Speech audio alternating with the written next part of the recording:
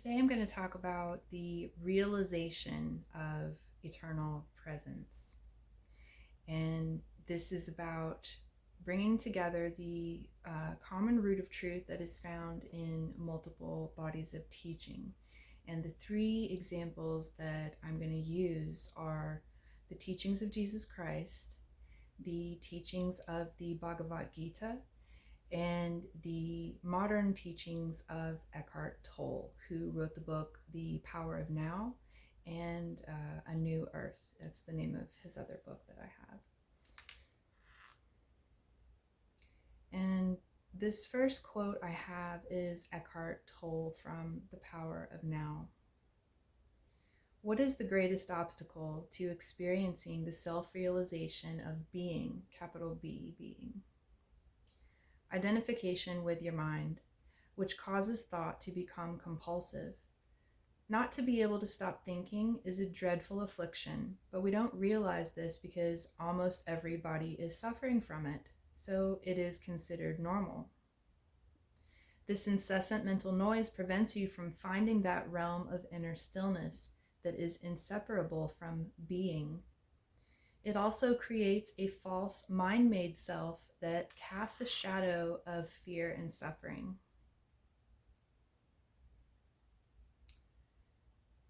And this is a quote from the Bhagavad-gita as it is. This is a quote by His Divine Grace A.C. Bhaktivedanta Swami Prabhupada. The forgetful living entities or conditioned souls have forgotten their relationship with the Supreme Lord, and they are engrossed in thinking of material activities. And here he is quoting from the actual Bhagavad-gita. Therefore, Arjuna, you should always think of me, and at the same time you should continue your prescribed duty and fight, with your mind and activities always fixed on me, and everything engaged in me. You will attain to me without any doubt.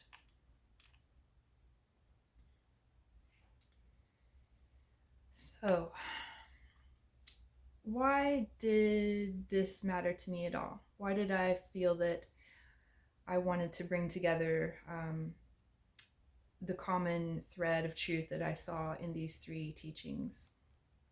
So I'm going to talk about that for a minute. Much of the suffering that we observe in others as well as experience for ourselves is due to a lack of presence or a lack of consciousness and awareness. We can label the various manifestations as things like depression, anxiety, PTSD, obsessive compulsive disorder, personality disorder, narcissism, addiction, etc., etc. But these designations only serve to further solidify the identification with a false self. Whether our ego is a mighty hero or a helpless victim,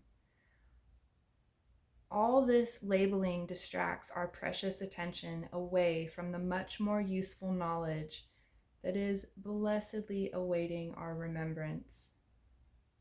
The sublime awakened presence of our consciousness is the kingdom of heaven, is Christ consciousness, is Krishna consciousness, is supreme eternal presence. As material human beings, we are considered to be contaminated with the illusions of materiality unless we consciously transcend material conceptions of reality. We individually arrive at this discovery with a conditioned, contaminated consciousness. And what a miracle to arrive here. Yet for many of us, it appears that we are alone in our awakening and remembrance. And so we may slip out of present moment consciousness as we let the conditioned mind do its thing and begin to speculate on the potential negative ramifications of us choosing to express and personally embody this discovery. It would mean giving up everything in my life, one might conclude. The truth is that it does mean that, and yet it doesn't mean that at all. Once you taste presence, you lose your appetite for the conditioned material gratifications. most of which are attached to you through the ego and not through your being, capital B, being. In Christ or in Krishna consciousness, you are aware of your true constitution as a surrendered servant to the Lord, which is the law of nature, the law of eternal oneness. And this includes awareness of karma, action and reaction, retribution. The joy of the Supreme God is your own joy, the service and devotion to the Supreme Lord. Lord meaning law, the highest law, the spiritual law, is realized as the purpose of life itself. In the Gospel of Thomas, Jesus repeatedly uses parables to describe to his confused disciples the presence of the kingdom of heaven that is within them already and outside of them. He is referring to the awakening of consciousness when one becomes a light within. The persistently half-baked perceptions within the disciples' questions reflect the still pervasive adversary of false mental conceptions of reality, or unconsciousness, as Eckhart Tolle would put it, and the deeply rooted aversion of the ego or false self to accept the truth beyond the illusion. Awareness of the present moment is like kryptonite to the ego or false self. In the Bhagavad-gita, Krishna teaches his devotee, Arjuna, the way of devotional service and the ultimate surrender to God that will liberate him from the contamination of the material world and its lustful attachments, and thus from bewilderment and suffering. Always the ultimate teaching is to center the focus of the consciousness on Krishna, the Supreme Personality of Godhead, his ways, his pastimes, and his nature. The object of the conscious attention is always of extreme significance in the Bhagavad-gita verses. Arjuna is kind of like the disciples of the Bible, where he is playing the role of a good supporting actor, and he's asking the appropriately ignorant questions and giving the teacher, in this case Krishna, the opportunity to clarify and reiterate. So both teachers point to salvation in the form of awakened light and of the light of consciousness being able to focus steadily and unwaveringly on something sublime, supreme, and eternal. Both teachers discuss the forgetfulness of the supreme in human beings, although their language often protectively conceals the pearl of truth, which ensures its preservation for those with ears to hear as the collective consciousness evolves. Now, many people, especially nowadays, have an outright allergic reaction to becoming aware of the present moment, to becoming conscious of reality. And it is good for us to understand this spiritually as well, to understand the spiritual implications of how people respond to this kind of information with a repulsion and a kind of an arrogant dismissal. And now I want to read a few quotes from the Gospel of Thomas, The Power of Now, A New Earth, and Bhagavad-gita. And this first one is saying to in the Gospel of Thomas. Jesus said, "If your leaders say to you, 'Look, the kingdom is in the sky,' then the birds will be there before you are. If they say that the kingdom is in the sea, then the fish will be there before you are. Rather, the kingdom is within you, and it is outside of you. When you understand yourselves, you will be understood, and you will realize that you are sons of the living Father. If you do not know yourselves, then you exist in poverty, and you are that poverty." And from The Power of Now by Eckhart Tolle. The word enlightenment conjures up the idea of some superhuman accomplishment, and the ego likes to keep it that way, but it is simply your natural state of felt oneness with being. It is a state of connectedness with something immeasurable and indestructible, something that, almost paradoxically, is essentially you and yet is much greater than you. Being is the eternal, ever-present one life beyond the myriad forms of life that are subject to birth and death. However, being is not only beyond but also very deep within every form as its innermost invisible and indestructible essence. This means that it is accessible to you now as your own deepest self, your true nature. But don't seek to grasp it with your mind. Don't try to understand it. You can only know it when the mind is still. When you are present, when your attention is fully and intensely in the now, being can be felt, but it can never be understood mentally. To regain awareness of being and to abide in that state of feeling realization is enlightenment. From the Gospel of Thomas, saying 91, the disciples said to Jesus, "Tell us who you are so that we can believe in you." He replied, "You analyze the appearance of the sky and the earth, but you don't recognize what is right in front of you, and you don't know the nature of the present time." Gospel of Thomas, saying 27a, if you do not fast from the kingdom of the... Sorry, I messed that up. I was trying to start rushing. Saying 27a, if you do not fast from the world, you will not find the kingdom. Saying 56, whoever has known the world has found a corpse. Whoever has found that corpse, the world is not worthy of him. Bhagavad-gita, chapter 7, verse 20. Those whose minds are distorted by material desires surrender unto demigods and follow the particular rules and regulations of worship according to their own natures.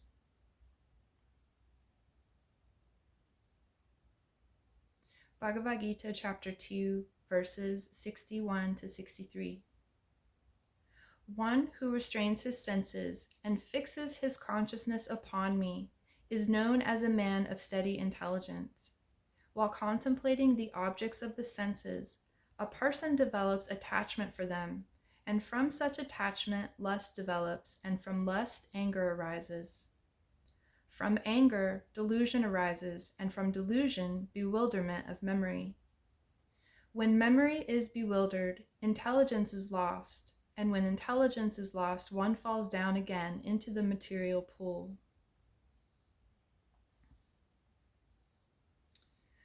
From A New Earth by Eckhart Tolle. When you live in a world deadened by mental abstraction, you don't sense the aliveness of the universe anymore. Most people don't inhabit a living reality, but a conceptualized one. And from The Power of Now. Identification with your mind creates an opaque screen of concepts, labels, images, words, judgments, and definitions that blocks all true relationship. It comes between you and yourself, between you and your fellow man and woman, between you and nature, between you and God. It is this screen of thought that creates the illusion of separateness, the illusion that there is a you and a totally separate other. You then forget the essential fact that underneath the level of physical appearances and separate forms, you are one with all that is. By forget, I mean that you can no longer feel this oneness as self-evident reality. So I wanted to put in a little commentary about the inner witness. Knowledge of the consciousness can lead to realization of presence, the ever-present spark of awareness within each of us. Usually we are conditioned such that our minds are occupied with compulsive thinking, ruminating on the past and speculating on the future. Much of the day, our attention, our human consciousness, is distracted away from the reality of the present moment. Our focus gets scattered across the countless details of our personal story or the story of my life. If we are also conditioned to be heavily invested in the thought form version of ourself, our ego, then we may be completely identified with the ego and identified with our personal story and its repeated cycles of pain and drama. Then that is our reality, a low consciousness level of reality, where just the idea of pausing our thoughts and stopping our doing is uncomfortable or even terrifying. That false reality is like its own entity, and it knows that it can't survive if you remember that it's not real. If we are in very deep bondage to our ego, we will be possessed with a strong aversion to becoming present and conscious of reality in the here and now. The consciousness that is locked into dense materiality will just have no interest in actual spiritual advancement.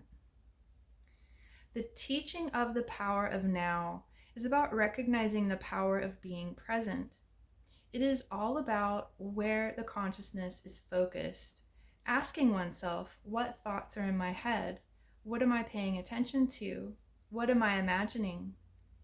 These questions bring to our awareness the presence of an inner witness, a point of consciousness that is above the thoughts. This point of consciousness is actually observing the thoughts and without being reactive. This is often called pure consciousness because it is not contaminated or disturbed by illusions. It is not swayed by the personal story. It knows that it is not the story. It knows it is not the ego. Here is a wonderful passage from The Diamond in Your Pocket, written by Gangaji. In this moment, however you are searching, stop. Whether you are searching for peace and happiness in a relationship, in a better job, or even in world peace, just for one moment, stop absolutely.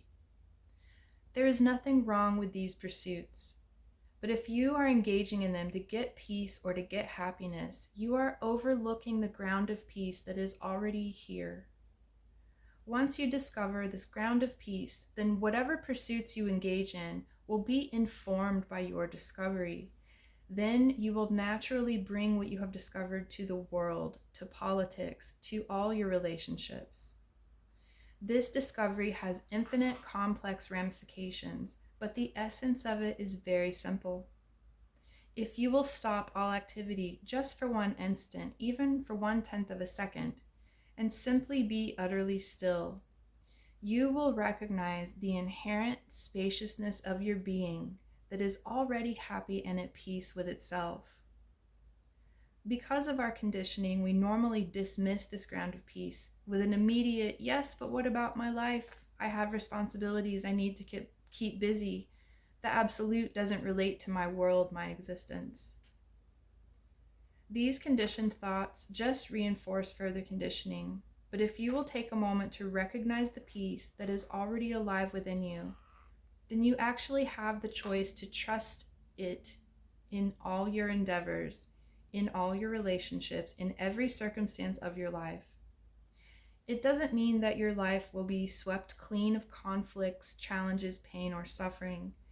It means that you will have recognized a sanctuary where the truth of yourself is present, where the truth of God is present, regardless of the physical, mental, or emotional circumstances of your life. That's a great book, by the way, The Diamond in Your Pocket. So, to me, recognizing your own presence is like remembering God. Once presence is tasted and realized as the diamond already in your hand, you might decide for yourself, this is better. I have decided that I will live this way from now on. I know that that's how I felt. And bless our sweet little souls. For many of us, we're so amazed by the depth of the peace and joy that we get to experience in those brief moments of presence, such as when we're meditating or when we're focused so intently that our compulsive thinking has halted. We want to believe that we've already reached the summit of our journey. Our conditioned minds and material conceptions of life tend to cloud and greatly limit our ability to understand what we have not yet realized. It's a miracle that any of us can awaken to presence. Finding and glimpsing presence is one thing. Maintaining presence requires training, practice, discipline, devotion, and faith, an unflinching belief in the sublime. Maintaining presence is very much like a transcendental religion. Why is maintaining presence so challenging? Because we are conditioned. Practically every human being operates with a conditioned mind that conceives its existence and all of existence only through conceptions of materiality. Presence or consciousness is spiritual and immaterial. There is a collective insanity that is manifested in almost every human being we know. Those few who actually transcend this contamination of the consciousness do so through the discipline of the consciousness, and usually in the form of a religion or dharma. They are those who fast from the world in order to clear from their consciousness the distortions and illusions of the material plane, and to remove their attachments to sense gratifications. At heart, they are devoted to service of the Supreme Lord, and we are fortunate to live in a time when those enlightened teachers can reach the collective with their message of remembrance. The realization of the Eternal Supreme is, of course, their primary transmission. However, just as important is the knowledge of Maya, the knowledge of the illusion that contaminates the consciousness of so many. Part of being devoted to the integrity of our own consciousness is being aware of the adversarial force of Maya and how it manifests in people. And furthermore, it is understanding that Maya is part of the oneness. It is a portion of God's energy, and it serves a holy purpose for the human being's journey back to Godhead. The illusionary world of Maya is part of a grand cycle wherein consciousness evolves through periods of illumination and of darkness. While it's easier to recognize unconscious behavior in other people and to mistake it for their true identity, it is only once we recognize unconscious behavior in ourselves that we awaken our spiritual capacity for compassion, acceptance, forgiveness, and grace. When we are mentally occupied with the analyzing of our personal story and flooded with the emotional energies that accompany it, we are not present, we are not conscious, we're not here. From this low level of actual awareness, we behave like petty little monsters, convinced that the person in our personal soap opera is who we really are.